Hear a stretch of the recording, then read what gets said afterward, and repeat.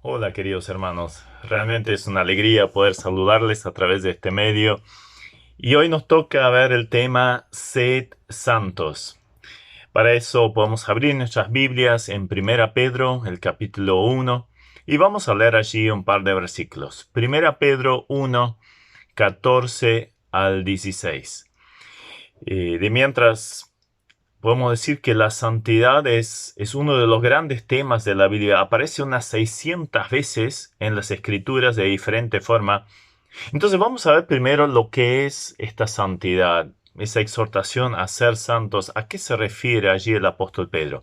Primera Pedro entonces 1, 14 al 16 dice: Como hijos obedientes, no os conforméis a los deseos que antes teníais, estando en vuestra ignorancia, sino como aquel que os llamó es santo, sed también vosotros santos en toda vuestra manera de vivir, porque escrito está: sed santos, porque yo soy santo.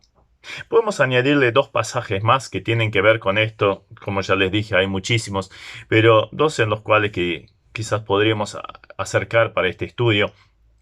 En Hebreos 12:14 dice: seguid la santidad, sin la cual nadie verá al Señor.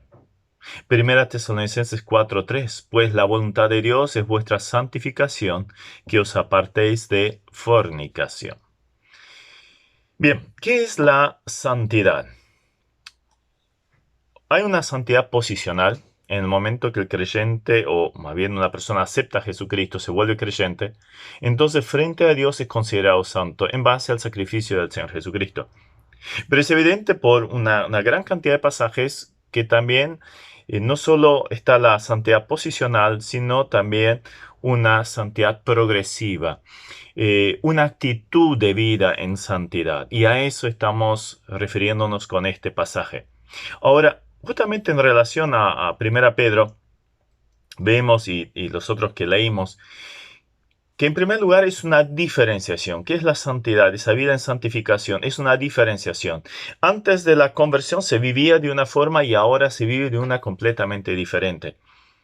Es una orden divina, o sea, sed santos o seguid la santidad. Es una orden divina que requiere obediencia, o sea, con una orden de Dios se pueden hacer dos cosas: obedecer o desobedecer. Es bien fácil. Entonces, requiere obediencia total, incondicional. Está íntimamente relacionado con la santidad de Dios, porque sed santo porque yo soy santo. O sea, mi santidad, nuestra santidad está relacionada absolutamente con la santidad de Dios. Entonces, lo tenemos que estudiar de esta forma también. El hecho de que Hebreos dice seguid la santidad, vemos que es un proceso, un camino en el cual se requiere esfuerzo, diligencia, etcétera. Y es una tarea que va a durar toda la vida hasta que estemos en la presencia del Señor, porque nadie va a ser completamente santo aquí en la tierra, sino recién cuando estemos en la presencia del Señor. Entonces, es un trayecto, es un camino al cual acá la Biblia nos insta a hacer. Ser santo significa moralmente intachables, es estar apartados del pecado y por consiguiente consagrados a Dios. Una íntima, preciosa relación con Dios. Vivir una vida santa es vivir una vida de constante conformidad, obediencia a los preceptos divinos, en contraste con la orientación pecaminosa del mundo, o sea, lo que antes tenías estando en vuestra ignorancia. Ahora bien, ¿cuántas veces sucede que nos encontramos frente a otro fracaso de nuestra vida? Nos propusimos no pecar más en determinada área y de repente nos encontramos otra vez tirados en el piso. No importa si el problema es el orgullo, la ira, la inmoralidad, la mentira, la avaricia, el pecado que fuera. Nos queda el saborcito amargo de otra derrota más. Porque hay tantos creyentes que constantemente se sienten derrotados en esa lucha frente al pecado. Vamos a observar tres puntos, en los cuales vamos a buscar la respuesta y también una acción para vivir en santidad? En primer lugar, se debe a que nuestra actitud hacia el pecado se centra más en nosotros que en Dios. La primera razón por la cual no vivimos en santidad. En segundo lugar, no tomamos tan en serio algunas clases de pecado. En tercer lugar, tenemos que buscar la santidad. Esto requiere esfuerzo, dedicación y sobre todo nuestra voluntad. Entonces vamos a desarrollar en forma bastante superficial estos 3 puntos. En primer lugar, hay que tener una actitud hacia la santidad. ¿Qué actitud tenemos? Muchas veces el hecho de que continuamente estemos fracasando se debe a nuestra actitud errónea frente al pecado o frente a la tentación, a la caída. Se centra más en nosotros, esa actitud, que en Dios. Estamos más preocupados con nuestra victoria sobre el pecado que en el hecho de que nuestros pecados entristecen a Dios. Jamás veremos el pecado en la perspectiva correcta, a no ser que lo veamos desde la perspectiva divina, como Dios lo ve. Recuerdan que Faraón se arrepintió de su pecado, pidió perdón por su pecado. Balaam dijo, no, estoy mal. Saúl, me he equivocado. Judas se arrepintió de haber traicionado al Señor. Todos dijeron, he pecado. Pero todas estas confesiones no estuvieron acompañadas de un verdadero arrepentimiento o cambio de vida. En cambio, en el hijo pródigo vemos algo completamente diferente. Allí él dice, he pecado contra el cielo y contra ti. Pone el cielo en primer lugar. Pone Dios en primer lugar. David dijo, contra ti solo he pecado.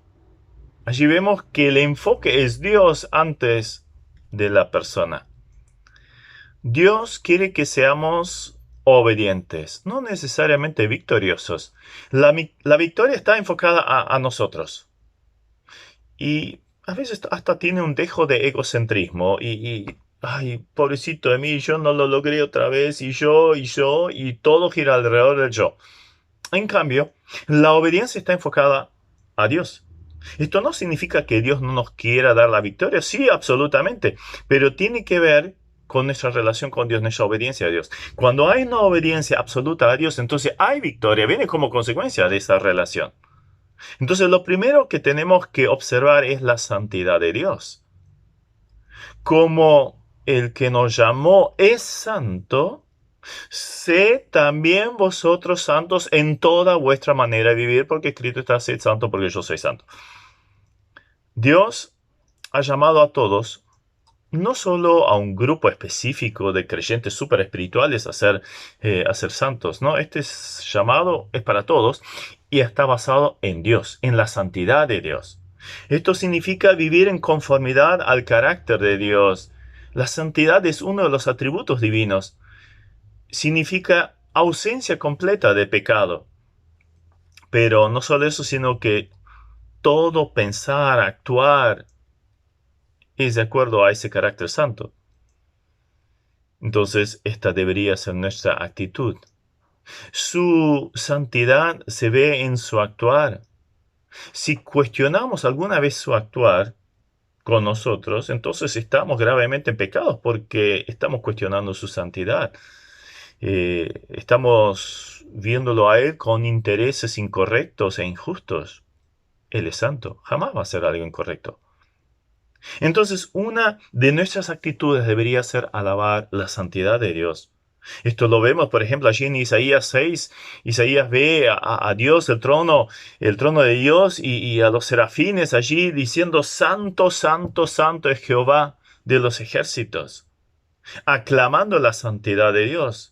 Si pasamos al Apocalipsis, vemos exactamente lo mismo. Allí aparecen esos 4 seres vivientes, Apocalipsis 4:8, que continuamente de noche y de día decían, Santo, Santo, Santo es el Señor Dios Todopoderoso, el que era, el que es y el que ha de venir.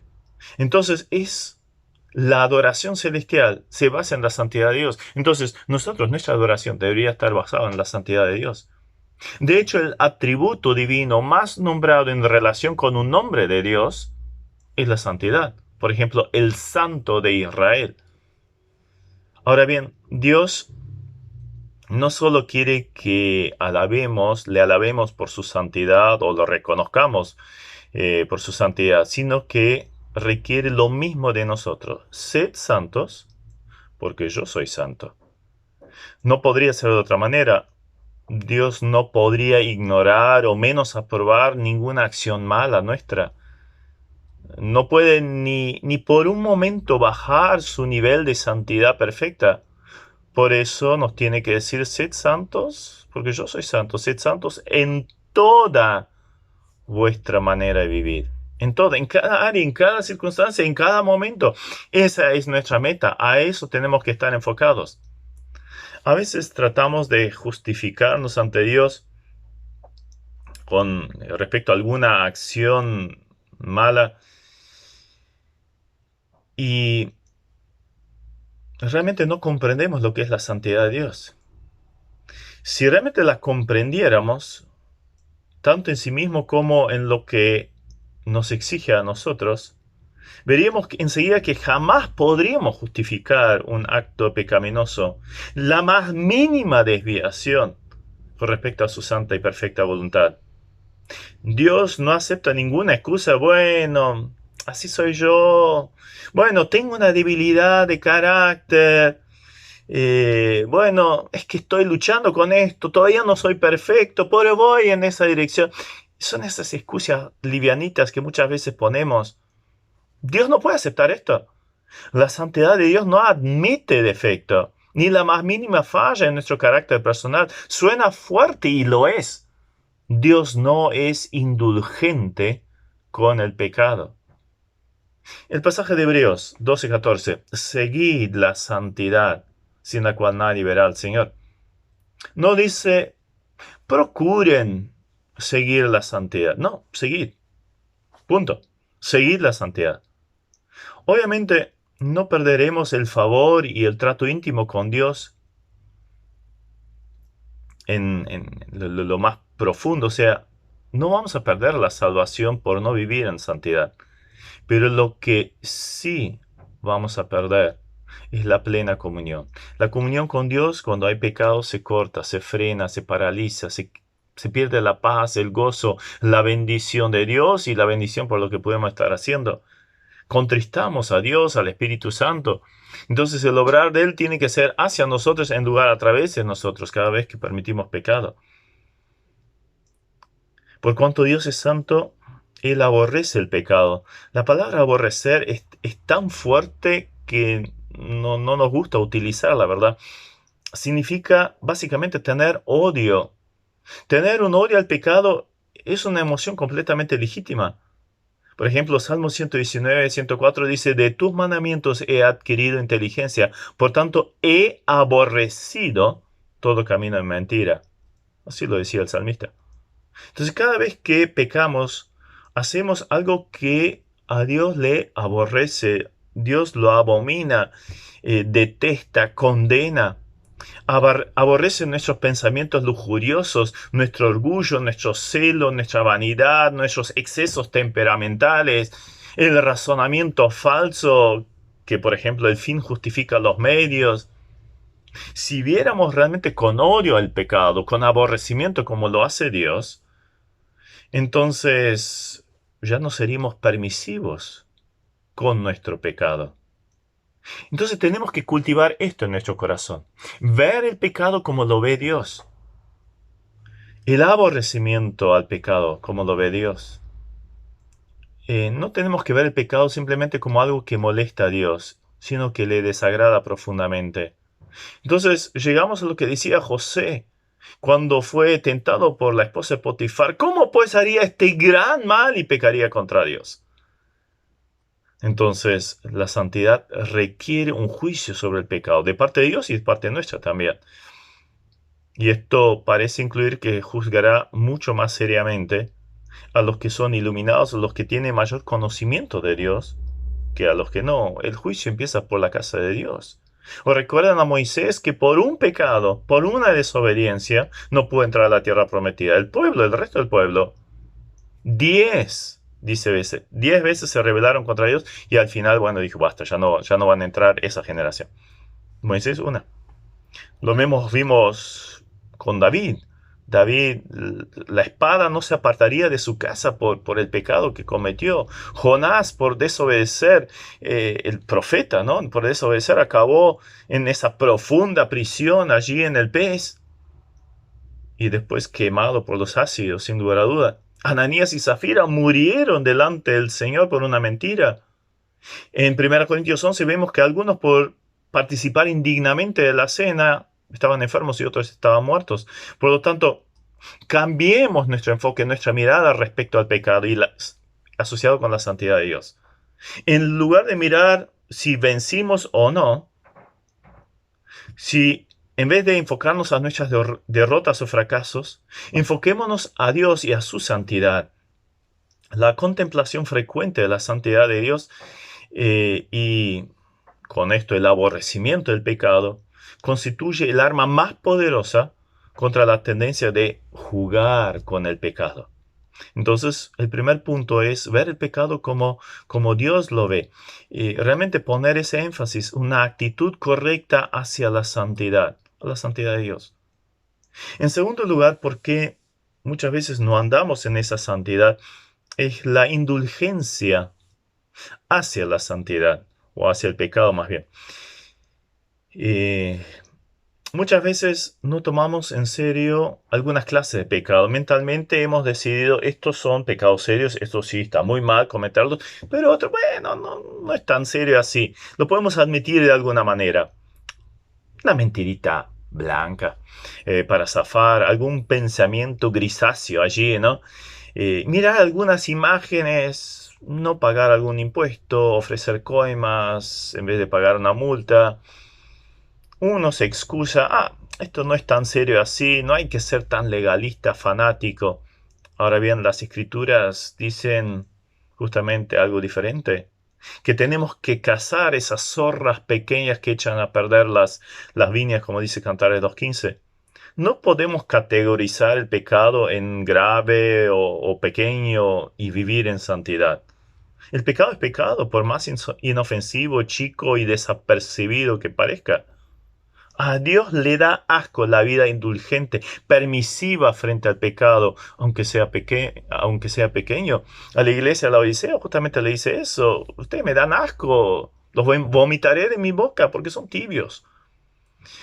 Pero a veces hay cosas, costumbres, actividades que en sí son neutras, que no son bien definidas respecto a si son pecaminosas o no. Entonces podemos ponerlo frente a la palabra de Dios. Y allí 1 Corintios 6:12, 1 Corintios 10, 23 y 31 nos dan unas preguntas que podríamos hacer frente a algunas actitudes que no sabemos a ciencia cierta si son buenas o malas. Vieron que Pablo dice, todo me es lícito, pero no todo conviene. Entonces me podría preguntar, ¿me conviene tal cosa?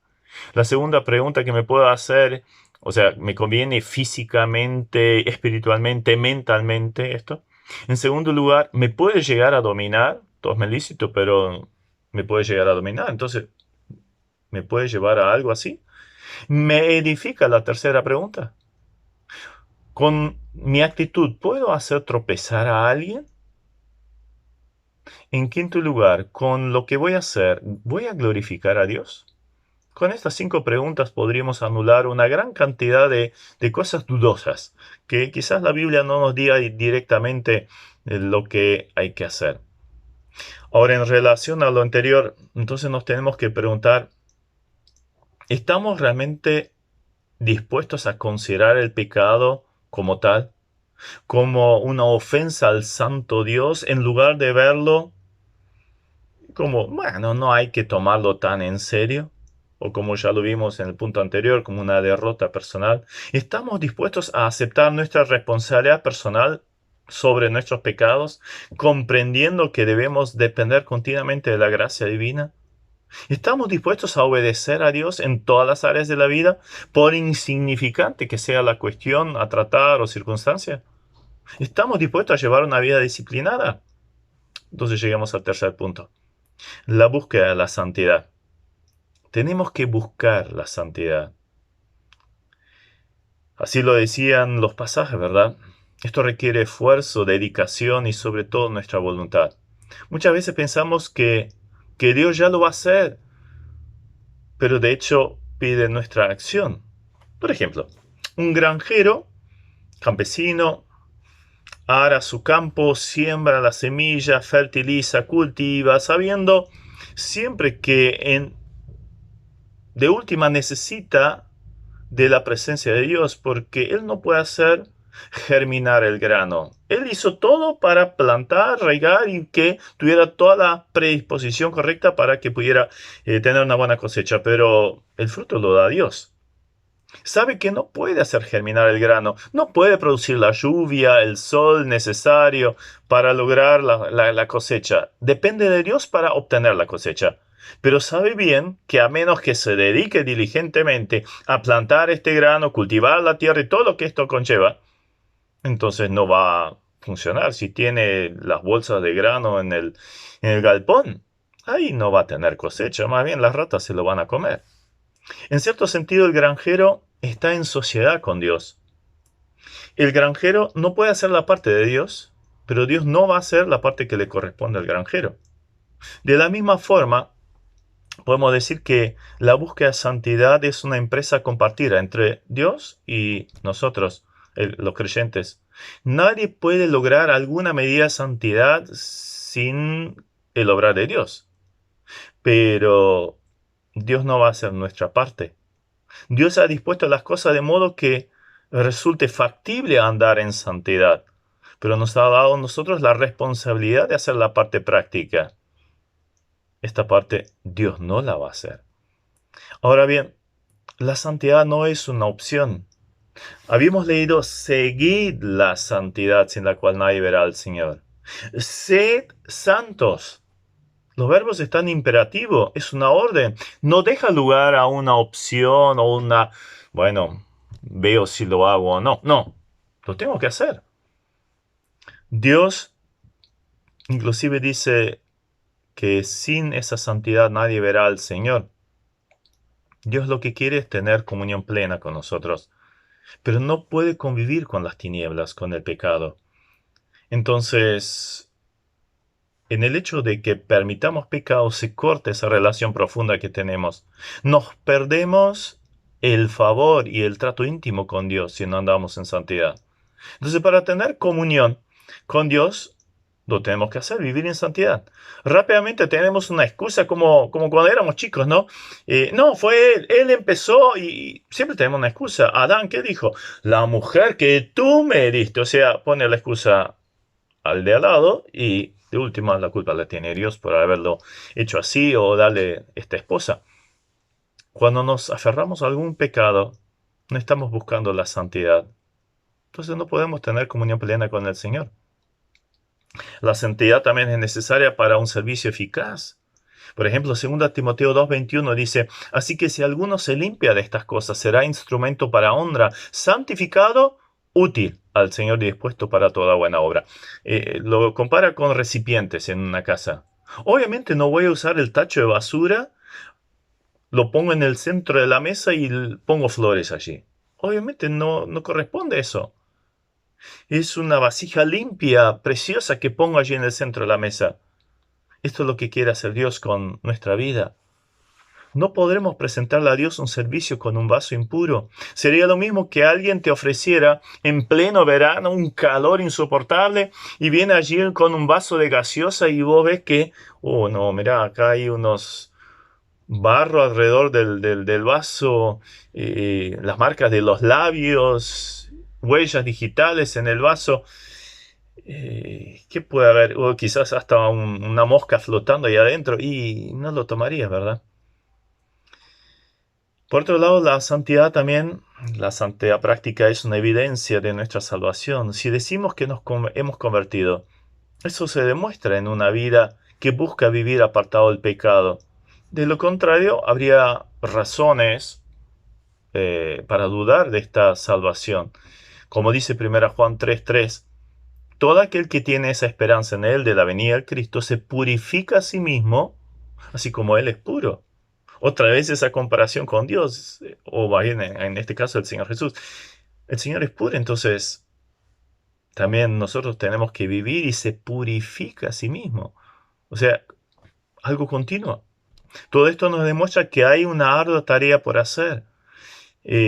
Pablo mismo dice que tenía esa lucha, Romanos 7:21, así que queriendo yo hacer el bien, hallo esta ley, que el mal está en mí. O sea, lo bueno que quiero hacer no lo hago, sino lo malo que no puedo hacer. Pero no queda ahí, sino dice, gracias a Dios por Jesucristo. A lo mejor no nos guste mucho este hecho, que tengamos esta lucha incesante toda la vida, pero cuanto más nos demos cuenta de este hecho y lo aceptemos, tanto mejor preparados estaremos para hacerle frente. En Romanos 6:6 Pablo decía que el viejo hombre fue crucificado y ahora dice que este viejo hombre está en él. Pareciera una contradicción, ¿no? Es que Cristo cuando venció en la cruz, venció el reino del pecado. Ahora, en el hecho de identificarnos con el sacrificio, la obra del Señor Jesucristo, tenemos la victoria. Ya no somos sus esclavos. La vieja naturaleza sigue estando presente, pero no necesitamos darle lugar. La clave está en vivir en cercanía de obediencia al Señor. La parte que hace Dios es múltiple. Por ejemplo, Satanás y el pecado y su reino fueron vencidos. El Espíritu Santo nos ha sido entregado, que nos quiere guiar a toda verdad, quiere ayudarnos a actuar en la dependencia de Dios. La palabra de Dios nos ilumina el camino. En mi corazón he guardado tus dichos para no pecar contra ti. Entonces debe estar presente en nuestras vidas. Dios también nos ha ofrecido el recurso de la oración para poder pedir, Señor, ayúdame en este punto débil. Y para colmo, Jesucristo intercede para nosotros frente al Padre. Entonces, está la parte de Dios. Ahora nos toca nuestra parte. Tengo que aprender a controlar mis deseos. Como decía Pablo, golpeo mi cuerpo, lo pongo por servidumbre. ¿Cómo hago esto? Y bueno, aplicando principios bien básicos. Es como un músculo que ejercito. Si lo dejo de ejercitar, el dominio propio, y no lo voy a tener nunca. Entonces, en cualquier área donde noto un peligro, en primer lugar tengo que huir de la tentación. Tengo que decir disciplinadamente no, no, no, no constantemente al pecado. En cualquier lugar donde noto ese peligro. Disciplinar mi mente, llenar mi mente con Dios, la santidad de Dios, la palabra de Dios y la oración. Tener que cambiar nuestra forma de pensar. Tengo que disciplinar mis ojos, lo que ven, mis oídos, los que escuchan, evitar todo tipo de tentación. Así podemos seguir con todas las áreas de pecado, por supuesto: envidia, orgullo, chisme, amargura, resentimiento, rencor, problemas de carácter, etc. Frente a todo esto es claro que es nuestra voluntad la que elige ceder o no frente a la tentación. Entonces, es nuestra responsabilidad. Tenemos que llevar adelante una disciplina, una vida de disciplina. Dedicar tiempo a la lectura, a la meditación, a la memorización de la palabra para memorizar pasajes que tengan que ver sobre todo con el pecado con el cual constantemente tenemos problemas, para que el Espíritu Santo nos lo pueda iluminar en el momento apropiado. Dedicarle tiempo a la oración y orar todos los días: Señor, yo tengo problemas con este punto, ayúdame, guárdame. Utilizar el tiempo libre en servicio, en cosas útiles, para no darle lugar al ocio. Tener lista una estrategia para cuando venga la tentación enseguida saber qué hacer. Quizás salir a correr, hacer ejercicio, no llevar el celular a la pieza si, por ejemplo, se tiene problemas con la inmoralidad y cosas por el estilo. Huye de las pasiones juveniles y sigue. O sea, dejar algo, pero llenarlo con otra cosa. Sigue la justicia, o sea, las cosas justas, la fe, la fidelidad, el amor, la paz, con los de que corazón limpio invocan al Señor, decía el apóstol en 2 Timoteo 2:22. Entonces, comunión con hermanos, enfocarme a cosas espirituales. Los buenos hábitos llevan a buenas conductas. Las decisiones se van a hacer más fáciles. Las decisiones correctas se forjan a medida de pensamientos enfocados: voy a hacer esto la próxima vez que tenga la tentación. Y esto produce luego un carácter correcto. Que podamos decir con Jesús: el hacer tu voluntad, oh Dios, me ha agradado. Ahora bien, si caemos de vuelta, bueno, Proverbios 24:16 nos dice: 7 veces cae el justo y vuelve a levantarse. Entonces, no desistir, volver a ello. Nuestra oración diaria debería ser la de David. Salmo 51:10. Crea en mí, oh Dios, un corazón limpio y renueva un espíritu recto dentro de mí. Que el Señor nos ayude a cumplir este mandamiento. Sed santos, porque yo soy santo. Dios los bendiga ricamente y nos ayude a hacerlo.